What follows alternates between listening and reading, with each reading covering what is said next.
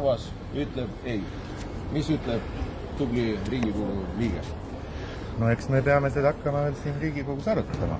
No mis siin arutada, kui juba enamus Eesti elanikutest ütleb, et ei? No kõiki asju tuleb arutada. Marek, kuule, vaata inimesed on need, kelle eest sa siin seisad. Miks sa tahad nendele olukorda halvemaks teha? Nii palju kui mina tean, siis see seaduse parandus, mida planeeritakse, annab lihtsalt võimaluse natukene ladusamalt töölepinguid sõlmida. Ei, küsimus on hoopis selles, mismoodi ütleme, ka saad kasutada tööaega niimoodi, kuidas tööandja kasulik on. No see päris niimoodi ei ole, aga... On küll.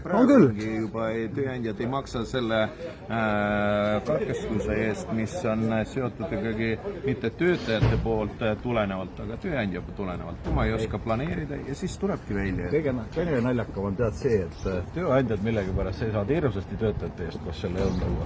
Me hakkame ka tööandjad esindama. Me ütleme, et tööandjad on meil ukse taga, kõik tahavad, et riik kehtestaks nendele tulumaksu hästi kõrge. Hirmsasti ootavad seda. No kindlasti tasub ka arutamist selline. Aga Marek, kuidas sa lähed, ütleme, vastu rahva tahtele, kelle esindaja sa oled ikkagi?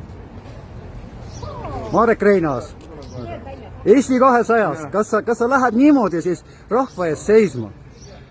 Aga eks ma siin seisan sellisel moel, nagu ma Nagu fraktsioon käsib? kõige paremini oskan. Ei, ma tean, fraktsioon käsib, siis teed.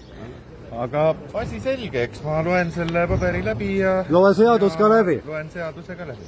Jah, aga meie soovitus, et töörahvas ei toeta. Asi selge. Aitäh. Vaatame, Marek, ma hoian sul silma peal.